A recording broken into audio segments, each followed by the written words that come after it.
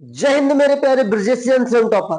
उम्मीद करता हूँ सभी लोग बेहतर होंगे और अब स्टडी में लगे होंगे। साथियों, जैसा कि आप सभी को पता है कि बोर्ड एग्जाम की डेट शीट आपको आ गई है, आपके सामने होगी।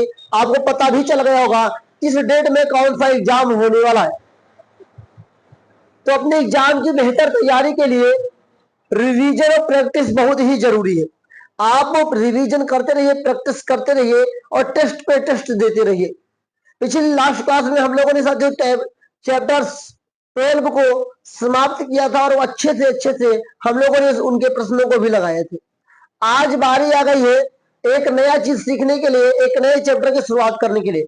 आज मैं आपको समझाने वाला हूं, इंट्रोडक्शन देने वाला हूं चैप्टर 13 के बारे में, सांख्यिकी के बारे में, स्टैटिक्स के बारे में।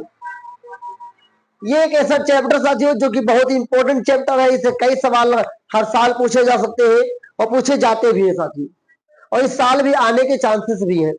तो हम लोग सीखेंगे इस चैप्टर के अंदर क्या क्या पढ़ना, कैसे।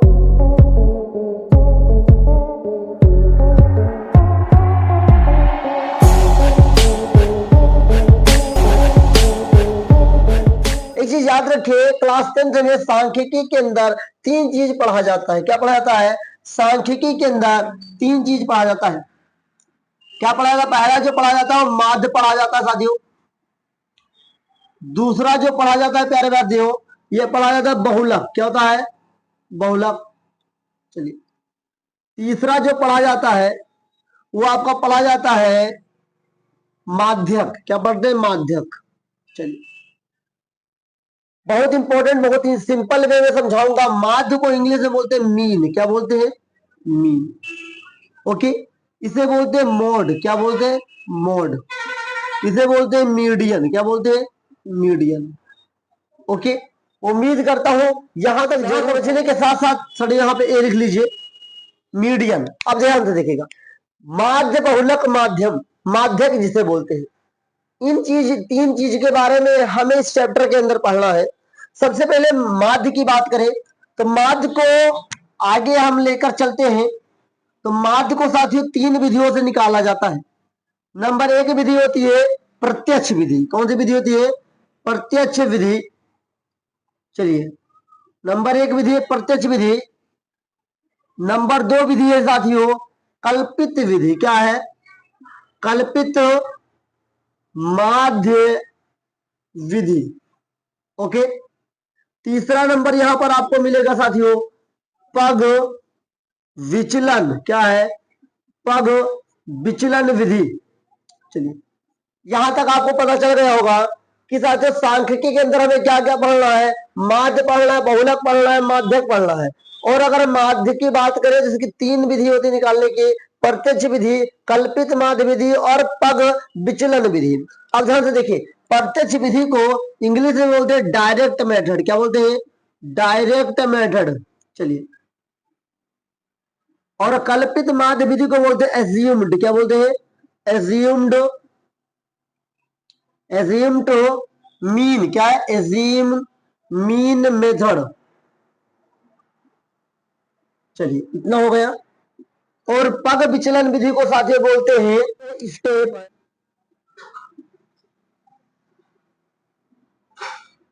डिवीजन। Step division method. चलिए, उम्मीद करता हूं यहां तक जरूर समझ में आया होगा।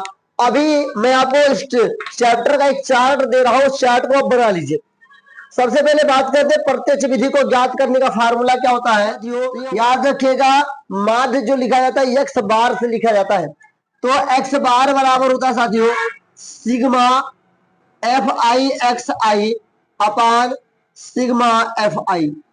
साथियों, सिग्मा क्या है? सिग्मा एक यूनानी लेटर है जिसका मतलब होता है जोड़ना। क्या होता है? जोड़ना।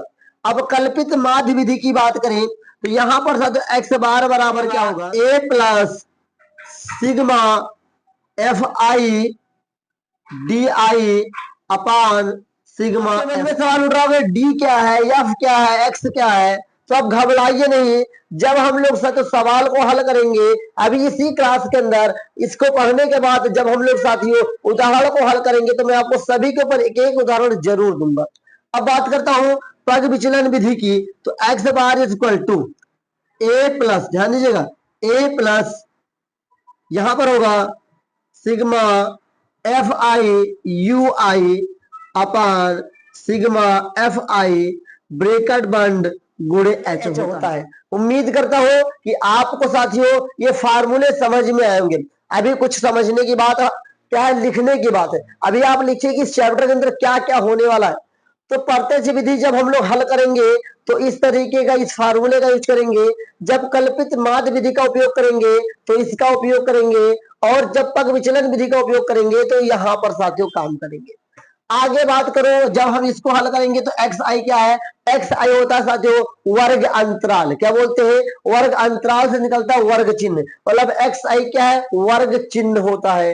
एफ आई क्या होता है, एफ आई साथियों होता है बारंबारता। क्या होता है, बारंबारता एफ आई होता है। Okay okay. डी आई क्या है, तो आगे हम लोग पढ़ेंगे, उसको समझेंगे। यू आई क्या है, वो भी आगे समझेंगे। एच क्या है, एच को साथियों भी समझाऊंगा, तो घबराइए नहीं। अब आइए बहुलक की बात करते हैं। आखिरकार बहुलक को निकालने का फार्मूला क्या होता है, बहुलक को कैसे सीखेंगे, बहुलक के लिए क्या सूत्र लगाया जाता है, तो ध्यान से देखिएगा, सारी चीजें समझाऊंगा। तो बहुलक का सूत्र होता है साथियों एल प्लस ब्रैकेट में F1 माइनस F2 F0 क्या है, F0 अपान 2F1 minus F0 minus F2 bracket बंद गुणा h। ये बहुलक का सूत्र है, इसको जरूर याद रखिएगा, बहुत काम आएगा। बहुलक का सूत्र क्या होता है, L प्लस ब्रैकेट में F1 माइनस F0 अपान 2F1 minus F0 minus F2। Okay, उम्मीद करता हूं यहां तक जरूर आपको समझ में आया होगा।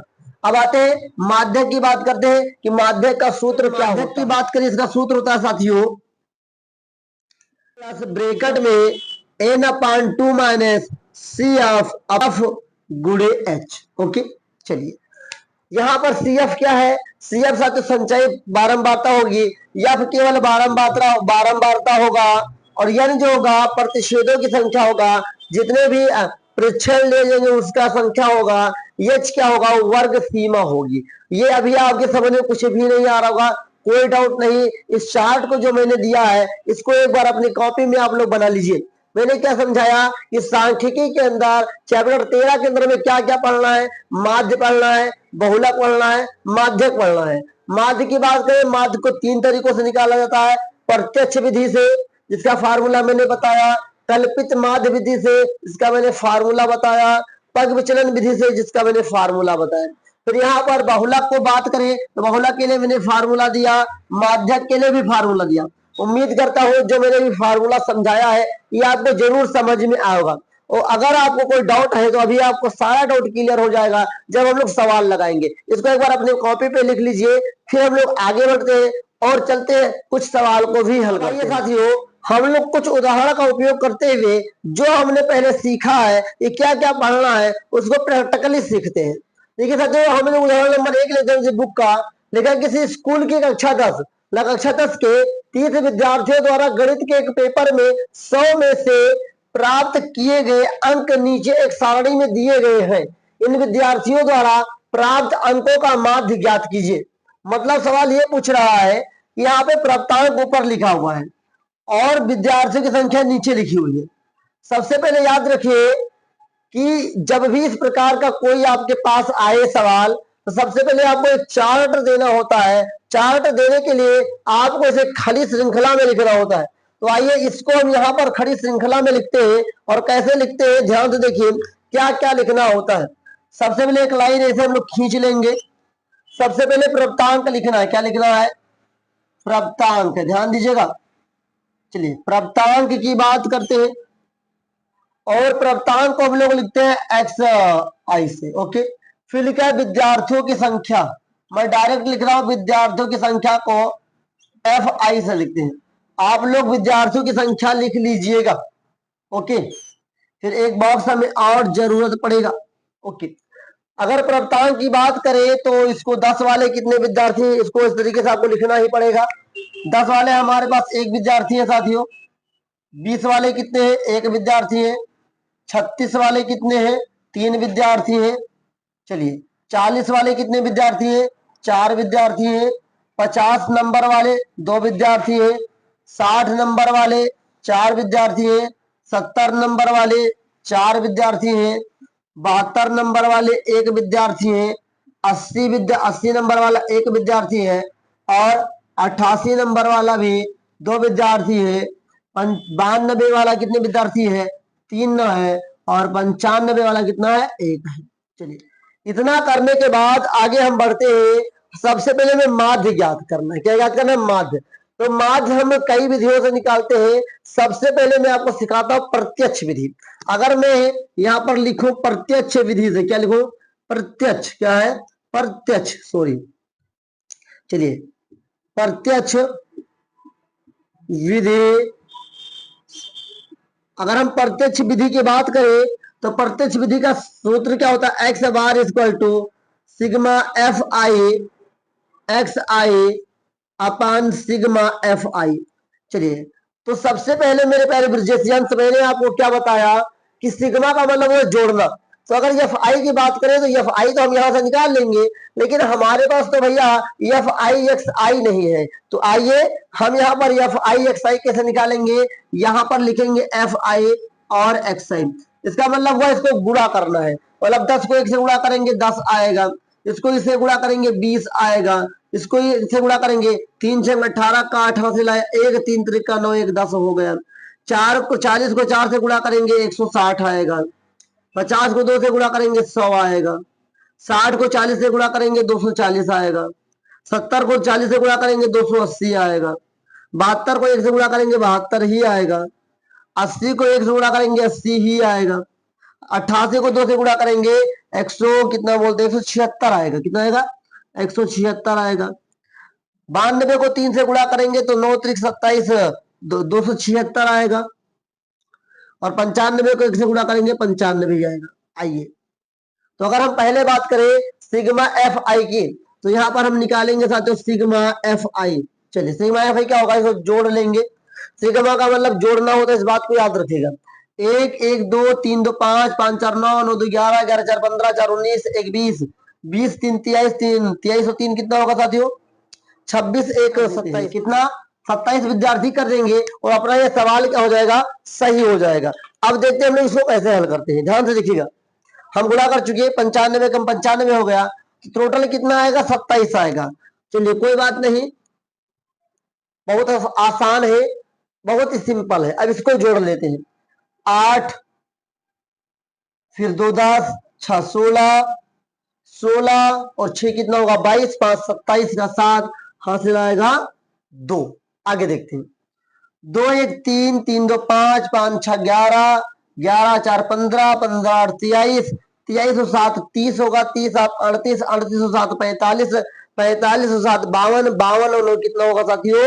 61 61 का 1 कहां से लाया? 6। चलिए, 6 2 6 1 7 1 8 1 9 9 2 11 11 2 13 1 14 14 2 16 कितना हुआ? 16। तो कितना है? 1617। 1617 क्या आया साथियों? ये सिग्मा एफ आई एक्स आई का मान आया। उम्मीद करता हूं यहां तक जरूर समझ में आया होगा। तो अब तो सवाल आपका लग ही गया। देखिए ध्यान से, सिग्मा एफ आई एक्स आई का मान कितना आया साथियों? 1617 आया। और नीचे कितना है साथियों? 27 है। उम्मीद करता हूं यहां तक जरूर समझ में आया होगा। अब आइए इसको काटने का प्रयास करते हैं। 3 से कटेगा, 3 बचे 15, 1 बचेगा, इधर आएगा 11, 3 3 का 9 3 9 27 3 9 27, ये भी कटा। चलिए, ऊपर 539 नीचे 9। अब ये 3 से नहीं कटने वाला तो 9 से इसे भाग कर देंगे। 9 से जब इसे हम लोग भाग करेंगे 539 को, तो 9 5 45 हो गया। 9 5 45, इधर से कितना जाएगा? 13 13 में से 5 गएगा 8 और 8 बचेगा, इधर 9 हो गया। तो 9 9 81 साथियों, यहाँ कितना बचेगा? 8। पॉइंट लगाइए, 0 हो जाएगा। 9 8 72 कितना हो जाएगा? 9 8 72। 8 लगाएंगे, पॉइंट लगाए 0, 9 8 72। बार बार वही संख्या आ रही, तो हम लोग बोल सकते हैं कि 59.9 इसे लिख सकते हैं। तो हम लिखेंगे अतः 27 विद्यार्थियों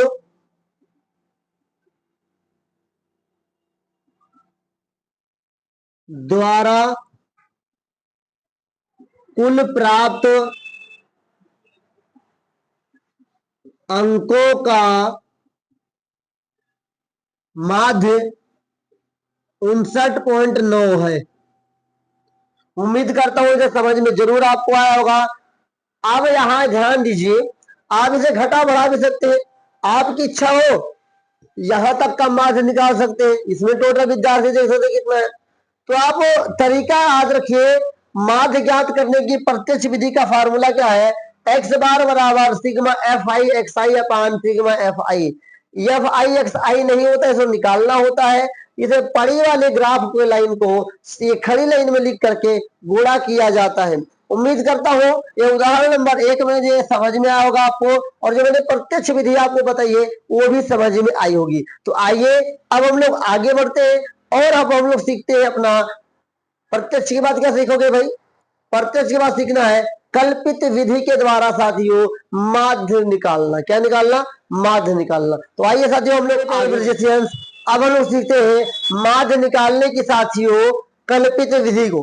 साथियों माध्य निकालने की कल्पित विधि में क्या होता है? आपको वर्ग अंतराल होना जरूरी होता है। नहीं होता है तो भाई दिक्कत होता है। और अधिकता याद रखिए, जब वर्ग अंतराल वाला आ जाता है चिन्ह, क्या वर्ग चिन्ह मैंने लिख दिया, यहाँ वर्ग चिन्ह नहीं होना चाहिए, यहाँ वर्ग अंतराल होना चाहिए। क्या होना चाहिए? वर्ग अंतराल का मतलब होता है दो संख्याओं के बीच में जो दूरियां होती है उसे को वर्ग अंतराल कहा जाता है सांख्यिकी के अंदर। ध्यान दीजिएगा, बहुत ही अच्छी तरीके से समझाऊंगा, सब कुछ आप समझ आएंगे, बस आप घबराइएगा नहीं। आप घबराएंगे दिक्कत हो जाएगा। चलिए, विद्यार्थी की संख्या 30 होगी, इसको जोड़ लेते हैं। इसको बोलते हैं F i. Sigma F I कितना आएगा? 30 आएगा। जोड़ लेते हैं इस बार मैं 30 वाला ही ले रहा हूं, पिछली बार 27 वाला लिया था, अब मैं 30 वाला ले रहा हूं 30 विद्यार्थियों का। ध्यान दीजिएगा और यहां से थोड़ा और समझिएगा ध्यान से। 3 2 5 7 5 12 और 12 18 कितना होगा साथियों? 30 होगा। अब कह वर्ग चिन्ह, सवाल याद रखिए वर्ग चिन्ह कैसे निकाला जाता है। तो वर्ग चिन्ह का सूत्र बहुत आसान है, इन दोनों को जोड़ के 2 से भाग कर दो। वर्ग चिन्ह निकालने का तरीका है, जो वर्ग अंतराल देके रखा है इन दोनों को जोड़कर 2 से भाग कर दो। तो अगर हम बात करें 35 है, 25 10 को 2 से भाग करेंगे 35 होगा, 35 को साथियों 2 से भाग करेंगे तो कितना आएगा? 37.5 आएगा। आगे बढ़ते हैं, अगर 25 और इसको 25 और 40 को जोड़ेंगे तो 65 होगा। 65 को जब आप 2 से भाग करेंगे कितना होगा भाई? बताओ कितना होगा? 65 का आधा कितना होगा? तो 65 और 64 ये होगा 32 पॉइंट। कितना होगा? 32 पॉइंट। मेरे प्यारे विद्यार्थियों कुछ गलत हुआ? अरे यहाँ पे गलत हुआ भाई, यहाँ तो 17 होना चाहिए। क्या होना चाहिए? 17। यहाँ होगा 32.5। ओके, आगे बढ़ते हैं। यहाँ पर ध्यान से देखिएगा, यहाँ पर देखिए तो यहाँ इसको जोड़ेंगे तो 95 हो जाएगा, और 95 का आधा तो नहीं पता लगा पाएंगे। तो चलिए 94 का आधा 47 होता है, 47.5 आएगा। कितना आएगा? 47.5 आएगा। ओके, और आसान। आगे एक मैं ट्रिक और बताता हूं, इन दोनों के बीच में अंतर कितना है? 15 का अंतर है। यहाँ पर 15, यहाँ पर 15 15 15 15, सबके बीच में 15 का अंतर है। यहाँ भी 15 का अंतर होगा। 15 15 जोड़ते जाओ, आराम से काम आपका होता जाएगा। तो आइए 15 जोड़ देते हैं। 7 5 12 का हासिल आएगा 1 4 1 4 1 5 1 6 65.5। यहाँ पे 15 जोड़ेंगे तो 65 और 5 70 10 80 80.5 हो जाएगा। यहाँ जोड़ेंगे तो हो जाएगा 95.5। उम्मीद करता हूं कि वर्ग चिन्ह आपको जरूर आ गया होगा। वर्ग चिन्ह में करना कुछ नहीं है, इन दोनों को जोड़ करके 2 से भाग कर देना है, वही हमने किया है। ओके, वही हमने किया है। अब ये डी आई क्या है? क्यों यहाँ डी आई निकालेंगे? क्योंकि कल्पित विधि में डी आई का हमें उपयोग हुआ था। चलिए, तो डी आई क्या है? डी आई है साथियों वर्ग चिन्ह। अच्छा, ए क्या है? सबसे पहले ए क्या है? ये साथियों वर्ग चिन्ह का विचलन होता है। वर्ग चिन्ह का विचलन क्या होता है? इन दोनों के मध्य का होता है। अब ध्यान से देखिएगा, 1 2 3 4 5 6। अब अगर 5 होता तो हम किसी एक को जरूर चुन लिए होते, इन दोनों में से एक को चुनना पड़ेगा।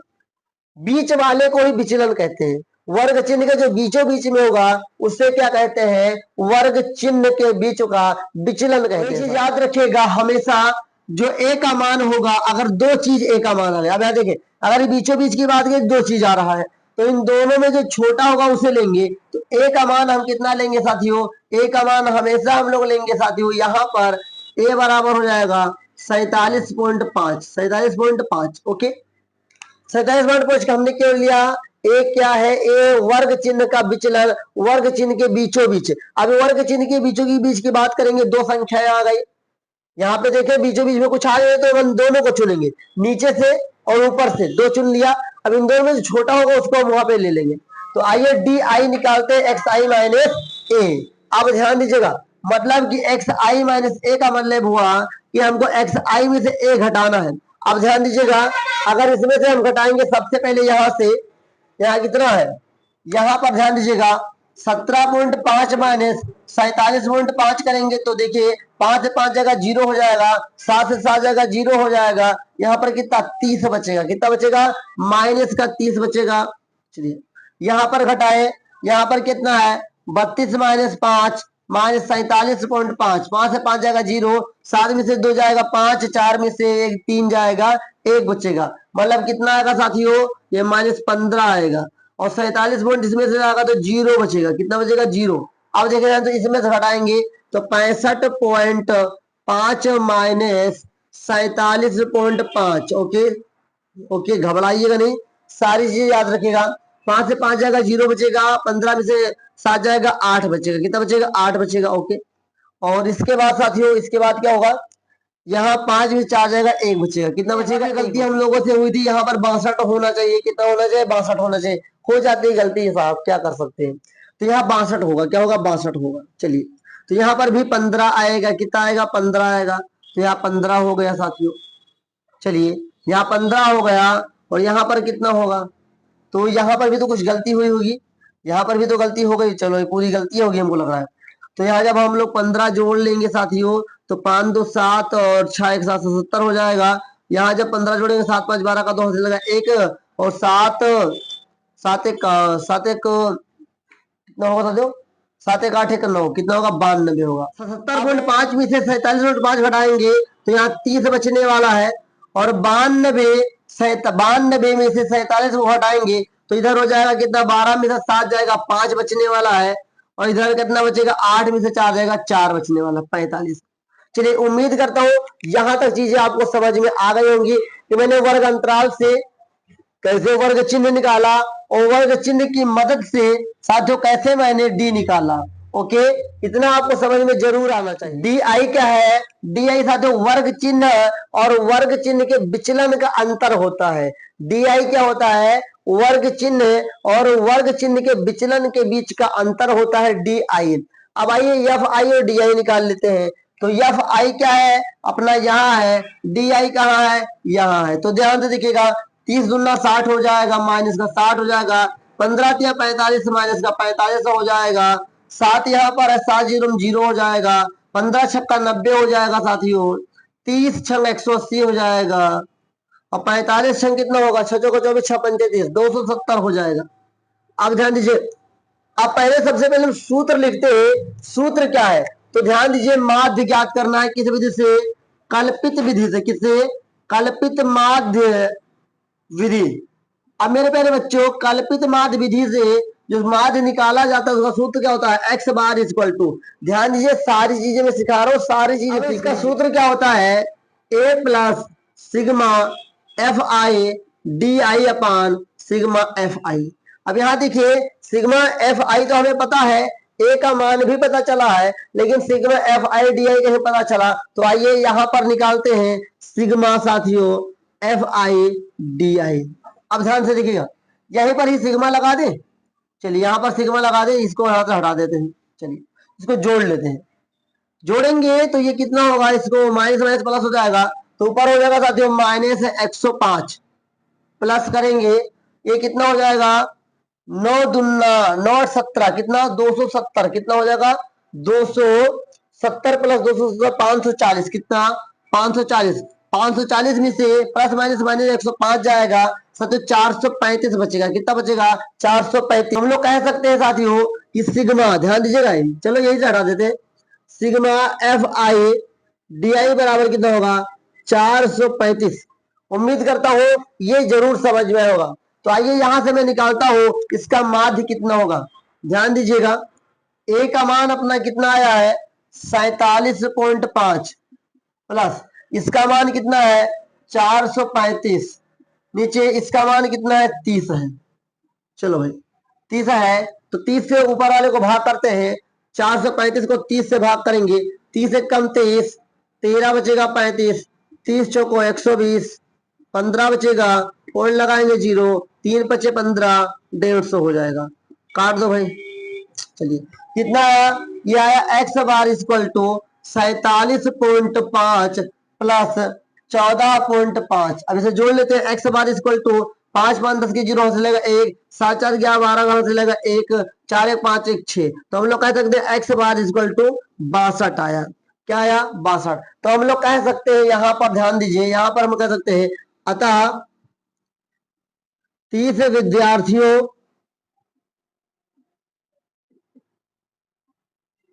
द्वारा प्राप्त अंकों का माध्य 62 है। कितना है 62 है। उम्मीद करता हूं आपको कल्पित विधि भी समझ में आई होगी। बहुत ही आसान है, बस प्रैक्टिस करना साथियों। जितना ज्यादा प्रैक्टिस करेंगे उतना ज्यादा बेटर बनते जाएंगे। तो यहां तक का सफर कैसा रहा मेरे प्यारे ब्रजेशियन, कैसा लगा आपको ये कल्पित विधि? और इससे पहले मैंने सिखाया प्रत्यक्ष विधि साथियों। अब आइए हम लोग आगे बढ़ते हैं और हम लोग सीखते हैं साथियों पग विचलन विधि। एक चीज और याद रखिए साथियों कि वर्ग अंतराल से ही वर्ग चिन्ह बनेगा।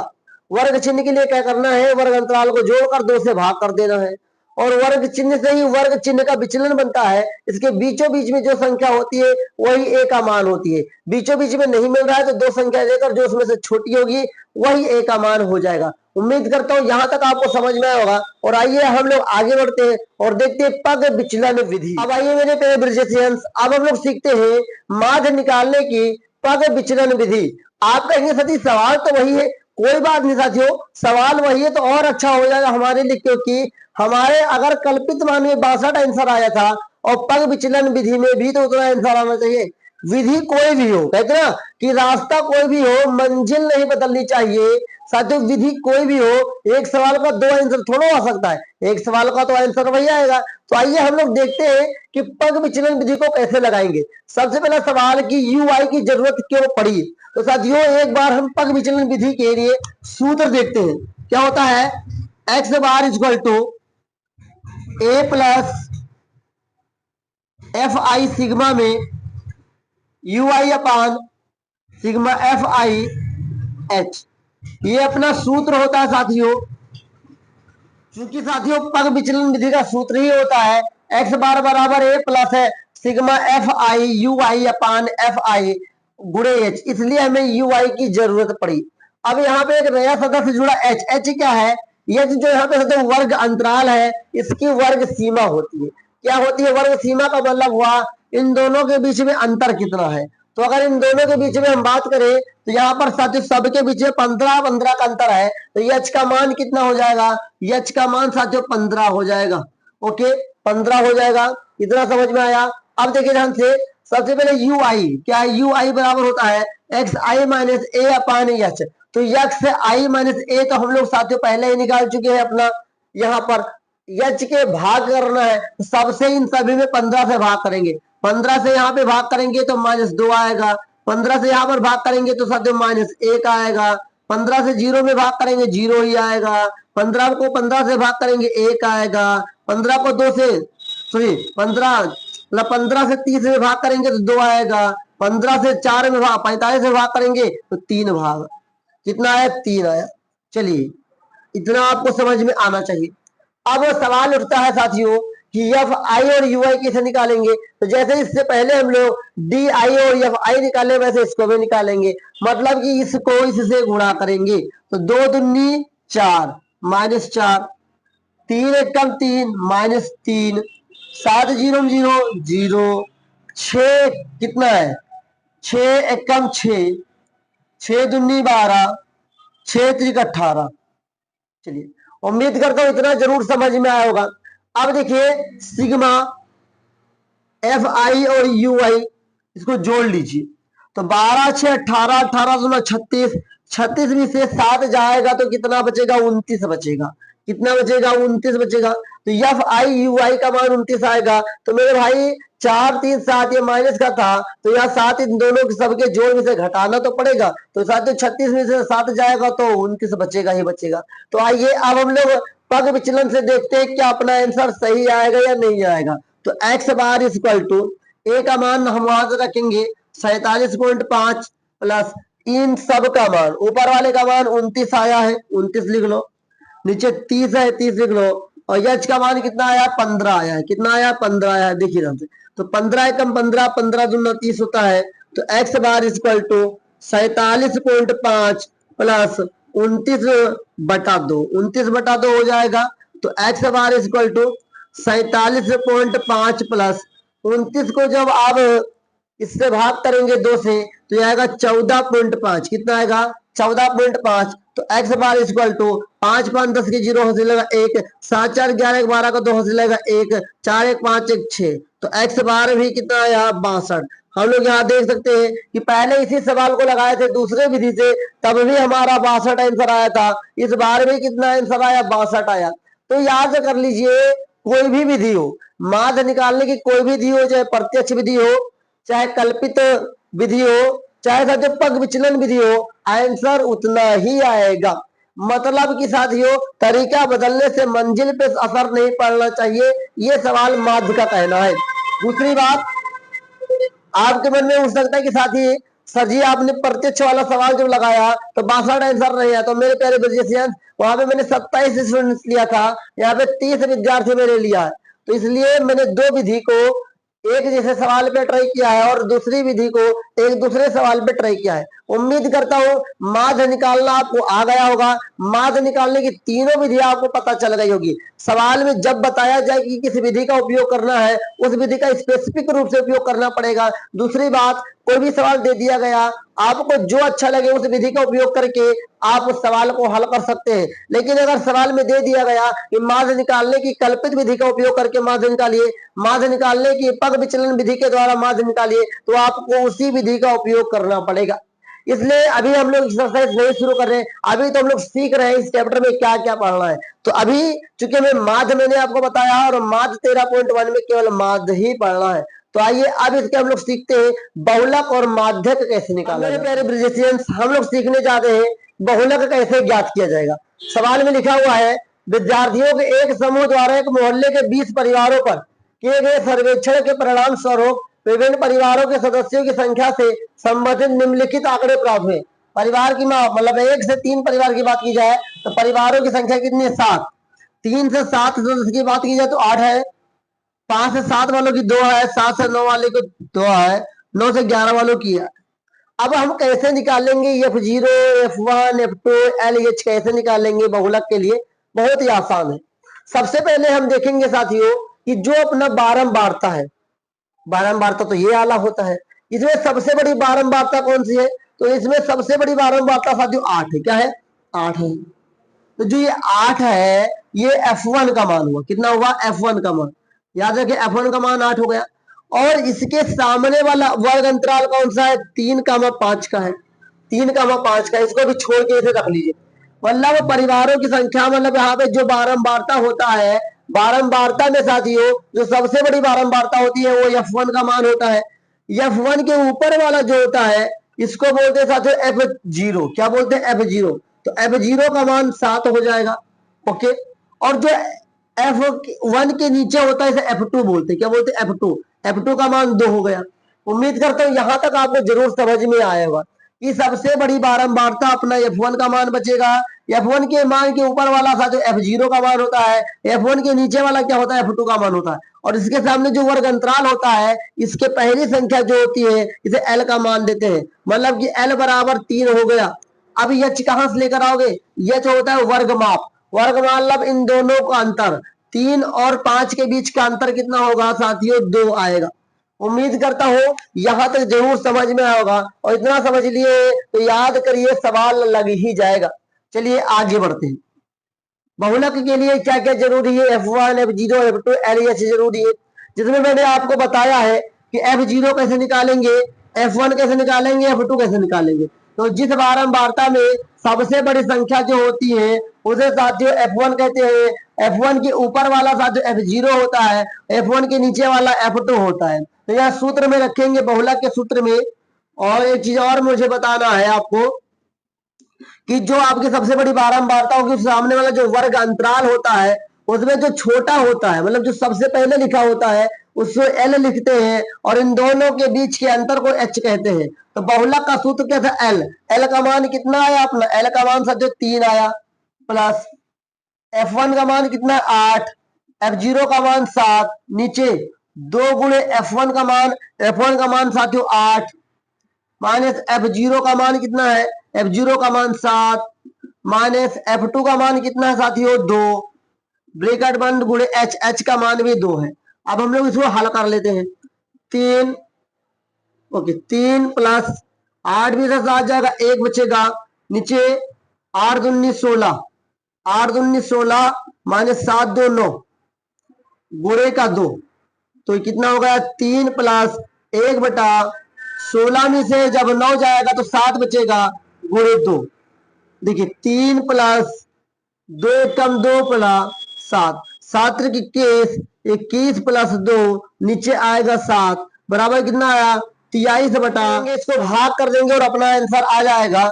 23 को हम लोग क्या करेंगे 7 से भाग करेंगे, तो 7 त्रिक 21 हो जाएगा, पॉइंट 2 बचेगा, पॉइंट से 0, तो 7 दूनी 14 हो गया, 6 बचेगा, पॉइंट से 0, 7 8 56 हो गया, 4 बचेगा, पॉइंट से 0, 7 5 35 हो गया, फिर 5 बचेगा, 5 से 0, 7 7 49 हो गया। बस इतना छोड़ दो, बहुत है, बहुत ज्यादा भाग कर दिए, इससे ज्यादा भाग करने का जरूरत है, 2 अंक में भी छोड़ सकते हैं।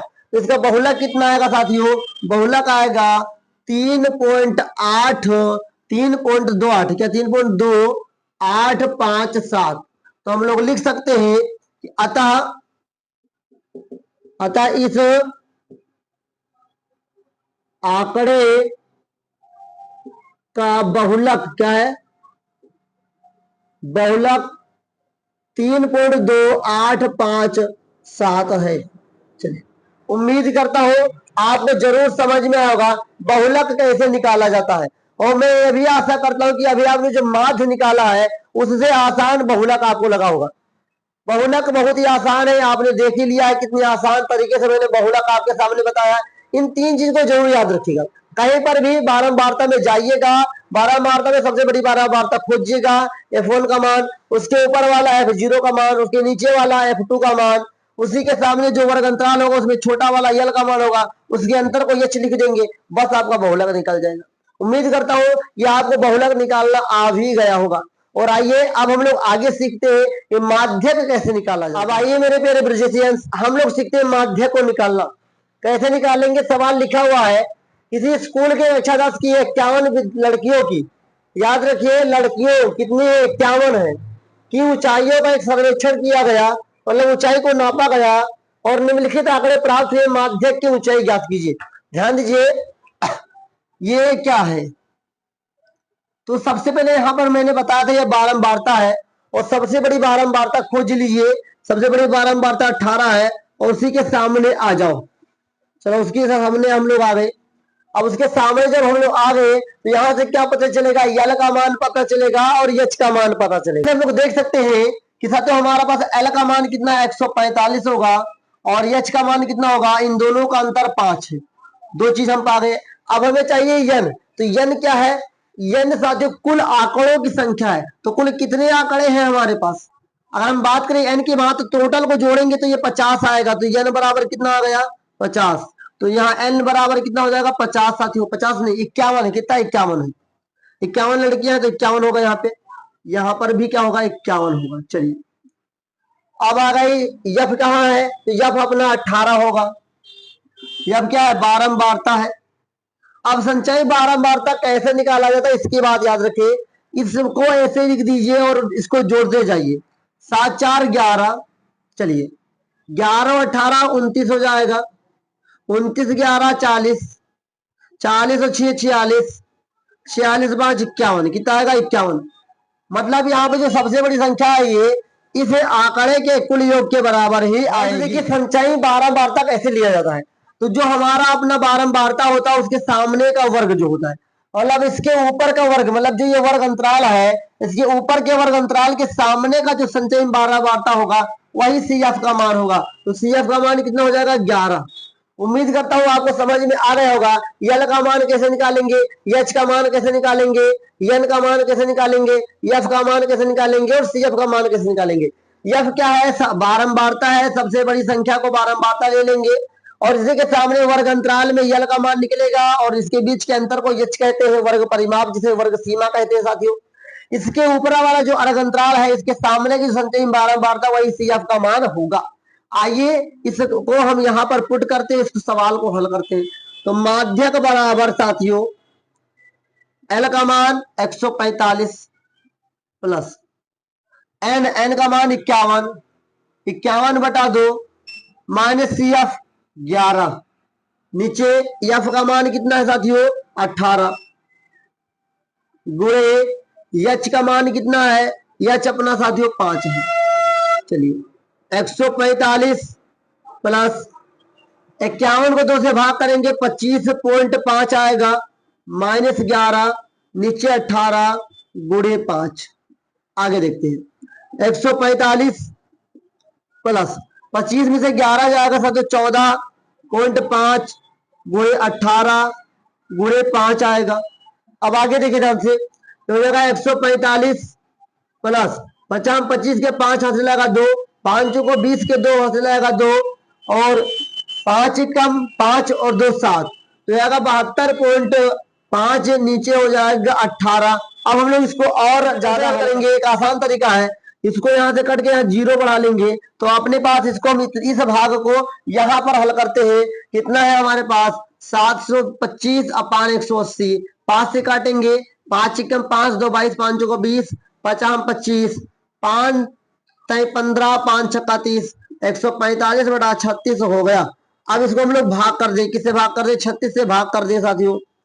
तो 36 से भाग करेंगे तो 3 चौको 12 6 चौको 24, तो 4 बार में जाएगा 4 6 चौको 24 के 4 हाथ से लाएगा 2, 4 दे 12 2 14, एक बचेगा, पॉइंट लगाएंगे 0 हो जाएगा, काम नहीं बनेगा, एक 0 बढ़ाओ यहाँ 0 बढ़ाओ, 36 तिया लगाइए, कितना लगाइए 36 तिया होता है 108 ज्यादा हो जाएगा, 36 दुना लेकर जाओ 72 हो जाएगा, 28 बचेगा, पॉइंट लगा 0 हो जाएगा। अब देखिए 7 तरीके से 7 छंग 42 और तो 8 बार में सोचे तो 8 से 24 8 छंग 48 नहीं बनने वाला है, 7 बार में ही जाएगा, इतने छोड़ देते हैं।